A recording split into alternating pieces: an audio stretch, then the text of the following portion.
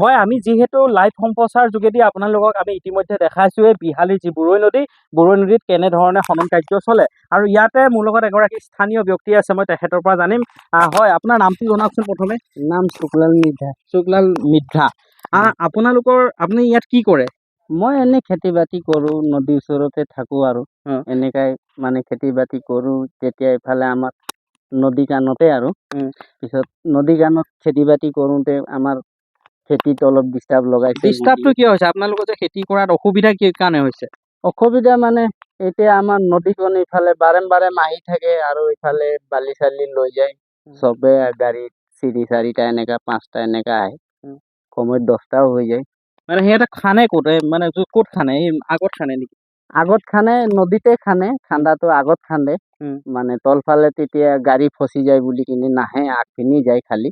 আগপিনি খান্দে আৰু আগপিনি খান্দোতে নদীটো আমাৰ ফালে সোমাই যায়। সোমাওতে আমাক অলপ ডিষ্টাৰ্ব লগাই আৰু অলপ মানে বহুতখিনিয়ে ডিষ্টাৰ্ব লগায়। পিছত আমি এই ডিষ্টাৰ্বৰ পৰা খেতিটো কৰিব নোৱাৰো আৰু খেতি বাতি নষ্ট হয়। খেতি বাতি নষ্ট হয়। কেতিয়াৰ পৰা কেতিয়ালৈ খানে? মানে কিমান সময়ত খানে? কেতিয়ালে এনেকাই 4টা মানত এনেকা আৰু ৰাতিপুৱা হৈ যায় যদি মৰ্নিং ৰাতিপুৱা এনেকা বা 4টাত এনেকা 3টাত 2টাত এনেকা 1টা 2টা এনেকাকে খান্দে আৰু। কিমানটা ট্ৰেক্টৰ আহে ডেইলি? কিমান? 5টা 4টা 10টা লগে চাইছো আৰু মই মোৰ চকুত, তাৰ পৰাতো দেখি পোৱা নাই। সদায় খানে নে? সদায় খানে ৰেগুলাৰ? 2টাকে সদায় খানে ৰেগুলাৰ। হয়। এতিয়া তেওঁলোকে খনাৰ কাৰণে নদীটো আপোনালোকৰ ইফালে তলফালে গুচি আহিছে। তলফালে গুচি আহোঁতে আপোনালোকৰ খেতি নষ্ট হৈছে। ইয়াত বন বিভাগ আহে নাহে? বন বিভাগ আহে, কেতিয়াবাই আহে, কেতিয়াবাইতো নাহাই হৈ যায় আৰু তেতিয়া তেনেকা খানে অলপ মানে বেছি খৰচ পাইছে।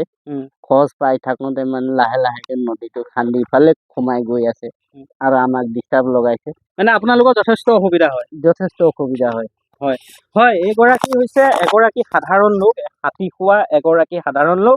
এওঁৰ ঘৰ ইয়াতে, এওঁ এই নদীৰ কাষতে তেওঁ খেতি বাতি কৰি জীৱন নিৰ্বাহ কৰি আছে। কিন্তু ইয়াত যেতিয়াই খনন কাৰ্য চলায়, যিসকল লোকে ইয়াত খনন কাৰ্য চলায় অবৈধভাৱে, নীতি বহিৰ্ভূতভাৱে অবৈধভাৱে তেওঁলোকে খনন কাৰ্য চলায়।